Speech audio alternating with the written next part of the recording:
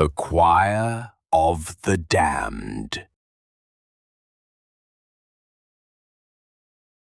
The village of Blackmere was not on any map, and those who spoke of it did so in hushed tones. Encircled by endless marshland and weeping willows, it was a place where time grew stagnant, like the waters that surrounded it.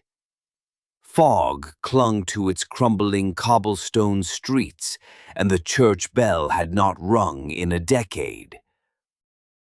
No one remembered when the graveyard began to hum. It started as a sound beneath the ground, a low, persistent vibration like the droning of bees in a sealed coffin. The villagers dismissed it at first. Blackmere was no stranger to oddities. The river ran backwards some days, animals were born without eyes, and no child had survived past their 5th birthday in years. But when the graves began to shift, the soil breathing with unnatural rhythm, even the priest grew silent. Father Mallory had once been a man of iron faith, his sermons fierce and fevered. But in the final days before his disappearance, he wandered the chapel like a ghost, muttering Latin prayers that didn't match any scripture, his eyes sunken and ringed with grey.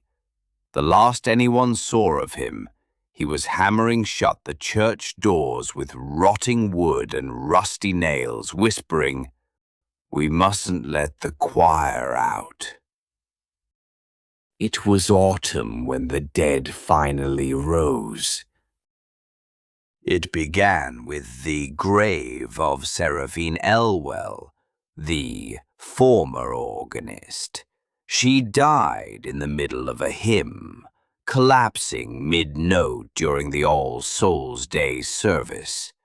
Now her grave yawned wide, her skeletal fingers clawing from the earth like roots reaching for moonlight. Her mouth opened not in a moan but in a song, a haunting lullaby with no words, only grief. One by one, the villagers heard it in their dreams, a melody soft and saccharine, pulling them toward the chapel, and some, entranced, obeyed. They gathered by the dozens, walking barefoot in the cold, their eyes glazed, their lips quivering in harmony with the dead. By the time Elias Grange returned to Blackmere, it was no longer a village. It was a mausoleum. Elias had left 20 years ago after the fire that killed his sister. She'd been just 14, and he'd never forgiven himself for running. But the letter that drew him back was sealed with wax and scrawled in his mother's hand, though she died 10 years prior.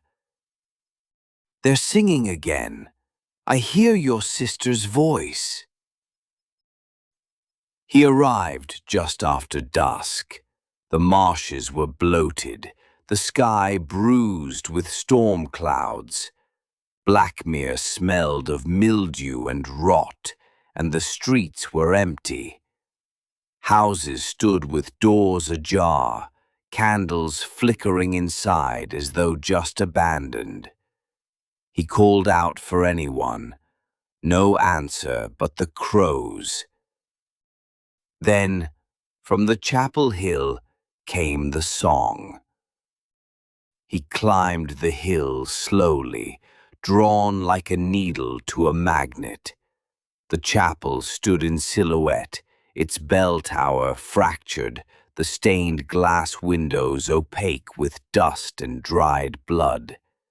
As he approached, he saw them, figures swaying gently in the churchyard. Dozens of them, villagers long dead, their bodies gray and gnarled, their mouths opened in solemn chorus. And in the center, seated at the rusted pipe organ, was Seraphine. Her skeletal hands moved across the keys, though the pipes had long since been gutted. And beside her, in a bloodied white dress, stood his sister. She hadn't aged. Her hair fell in soft curls, her skin still fresh, but her eyes were empty, black, like oil. Her lips moved in silent harmony with the others. She turned to Elias and tilted her head. "You came late," she whispered. Elias stumbled backward, breath caught in his throat. "Amelia?" he rasped. "We needed your voice," she said, stepping forward. "You're the final note." He ran, down the hill, through the fog, but the song followed him, inside his skull, vibrating in his bones. He stumbled through the village, past open doors and candles that burned in tribute.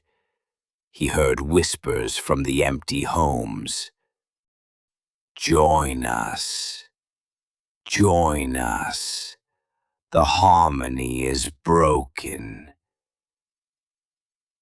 He fled to the river, thinking to wade across the shallows and vanish into the woods.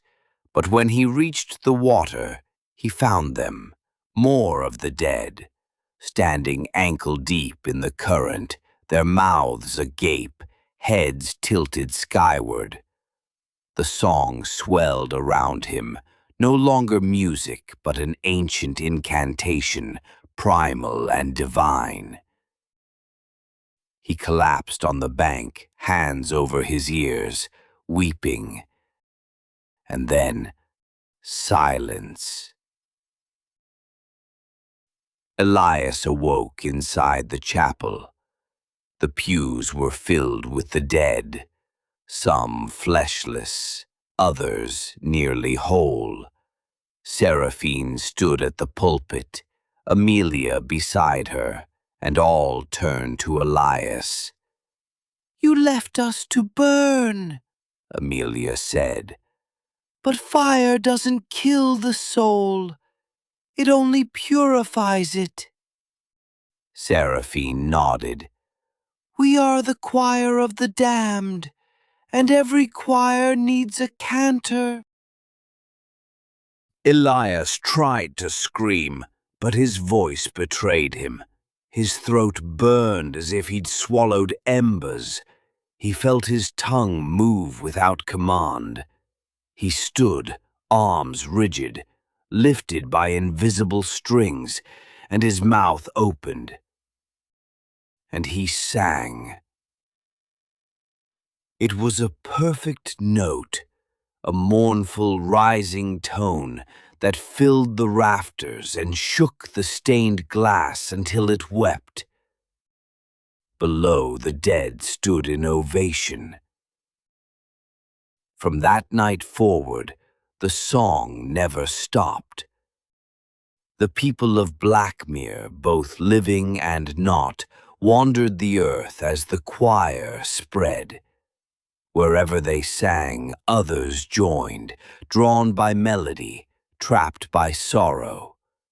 Some say it was never a virus or a curse, no spores, no bite, just a single perfect note carried on the wind. If you hear it, just a whisper of a tune you don't remember learning, do not hum along. Not even once.